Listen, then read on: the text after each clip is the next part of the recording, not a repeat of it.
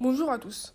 Aujourd'hui, nous allons parler d'une plateforme qui est connue, très utilisée, qui est notre ami, Netflix.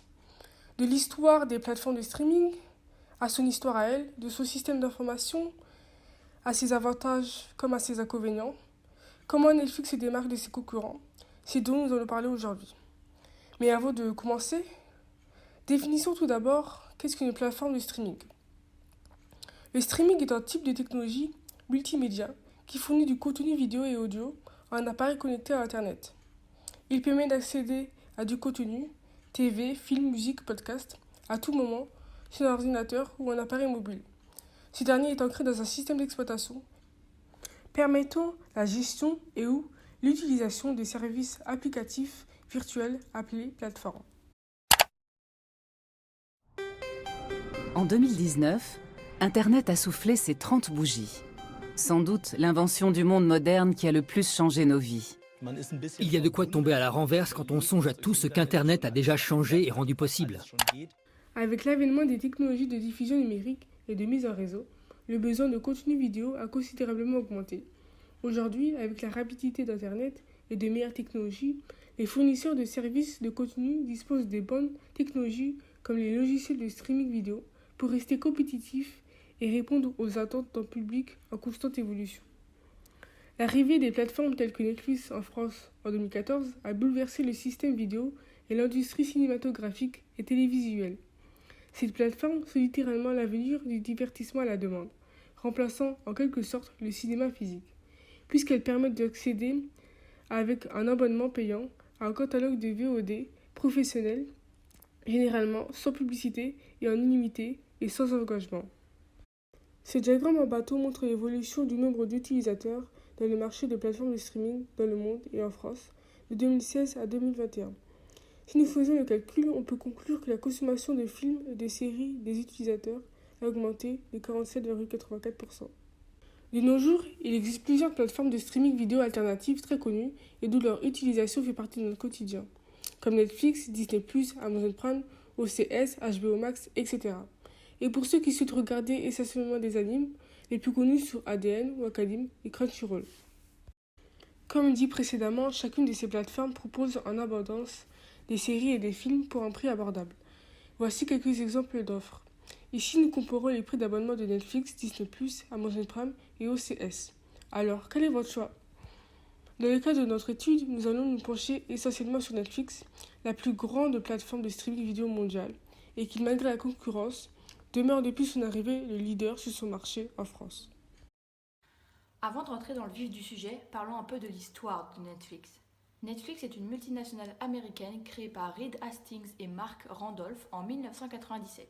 Les années 1990, c'est l'explosion d'Internet. Alors à ce moment-là, tout le monde se demande comment faire de l'argent avec Internet. Netflix est toujours en avance sur son temps. L'entreprise se met à louer des DVD sur son propre site web, tandis que toutes les autres entreprises sont encore à la cassette. En 1999, il crée un système d'abonnement, alors que les autres sont toujours à la location à l'unité. Au début des années 2000, l'entreprise va investir dans l'intelligence artificielle. Netflix va alors développer son propre algorithme. En 2007, fidèle à son avance, alors que tout le monde est sur le DVD, Netflix mise tout sur le streaming. En 2011, Netflix a plus de 20 millions d'abonnés. Et c'est aussi à ce moment-là que les studios de cinéma commencent à vendre plus cher leurs titres. Ainsi, Netflix décide de tout miser sur les séries qui n'étaient pas très populaires à l'époque, mais aussi de créer son propre contenu. Aujourd'hui, le service est connu dans le monde entier et Netflix comptabilise plus de 204 millions d'abonnés. Netflix doit son succès à son système d'information, qu'on peut définir techniquement comme un ensemble organisé de données et de ressources matérielles, logicielles et humaines, qui sont en interaction afin de traiter l'information et la diffuser en fonction des objectifs de l'organisation. En plus de cela, il est doté d'un algorithme qui rend son système d'information beaucoup plus performant. Et tu te doutes bien que derrière ce grand succès et tous ces beaux films et séries, etc. disponibles, se cache un algorithme. Et l'algorithme de Netflix est assez bien pensé. L'objectif de l'algorithme, il est très simple. Retenir les utilisateurs un maximum de temps sur la plateforme et les encourager à regarder toujours plus de contenu. Pour cela, l'algorithme, il fait l'appel au machine learning. pour pouvoir nous connaître, cerner nos habitudes, et ensuite pouvoir nous proposer le contenu qui est le plus susceptible de nous plaire. Pour cela, le machine learning va regarder entre autres la navigation sur le site, le temps de lecture de chaque série, celle que l'on a abandonnée, l'heure à laquelle on a regardé, ce que l'on a regardé la semaine dernière, le mois dernier, l'année dernière, à la même époque, etc. Et en plus de ça, Netflix est malin. Car comme il sait que la plupart du temps on choisit notre contenu avec la petite vignette qu'il y aperçoit, chaque film et série a plusieurs vignettes types qui nous sera proposée en fonction de ce qu'on aime bien regarder. Ils sont malins, hein. Par exemple, si on regarde des films plus romantiques, on aura cette vignette-là de Good Will Hunting, mais si on regarde plusieurs films plus neutres ou avec le même personnage, on aura plus cette vignette-là. Aujourd'hui, Netflix est la plus grande plateforme de streaming devant Amazon Prime Video ou encore Disney+. Cette réussite, elle est notamment due aux nombreux avantages que la plateforme américaine possède. Elle propose davantage de films longs métrages et la qualité de son catalogue s'est nettement améliorée ces dernières années. Elle possède un large éventail de films pour tous, donc on peut y retrouver ainsi tous les genres de films, les dessins animés ou encore des mangas. En outre, elle permet depuis longtemps la pratique du binge-watching, pratiquement partout à travers ses différentes applications mobiles. Mais l'atout majeur de la plateforme Netflix consiste en ses séries originales qu'elle produit elle-même. Donc l'autre avantage de Netflix, c'est sa compatibilité avec une large gamme d'appareils. Par exemple, on a les consoles de jeux, les lecteurs Blu-ray, téléviseurs, mobiles, tablettes, ordinateurs portables. Donc le choix du support est vraiment très large. Et il est d'ailleurs possible de relier jusqu'à 4 écrans à un seul et même compte. Ainsi, où que vous soyez, vous pourrez toujours profiter de cette interface. Le dernier avantage de Netflix, c'est qu'il est très simple à utiliser, c'est-à-dire qu'il n'y a rien à configurer.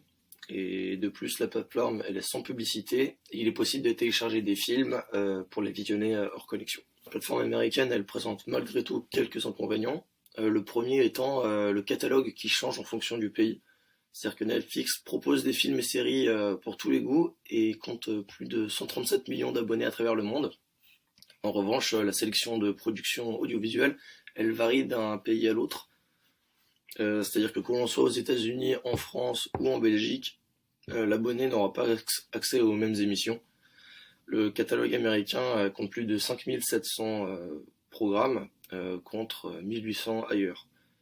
De ce fait, le nombre de programmes proposés dans le catalogue dépend du pays où on se trouve, en fonction de la législation. En effet, si un film a déjà signé des droits de diffusion à la télévision, Netflix n'a pas le droit de le diffuser, ce qui contribue à réduire le choix dans le catalogue.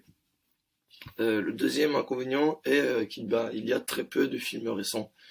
C'est-à-dire qu'en France, la législation, notamment la loi sur la chronologie des médias, empêche Netflix de diffuser des films de moins de 3 ans, à moins qu'ils soient produits par la plateforme elle-même.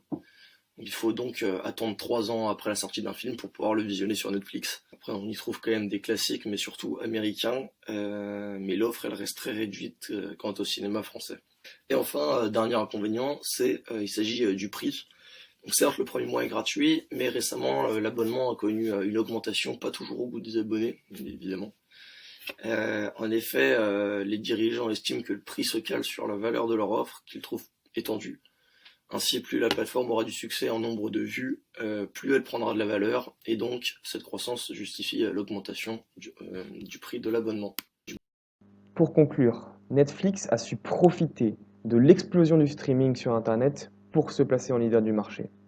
En effet, aujourd'hui, toute personne qui veut regarder du streaming, donc des séries ou des films, doit posséder Netflix.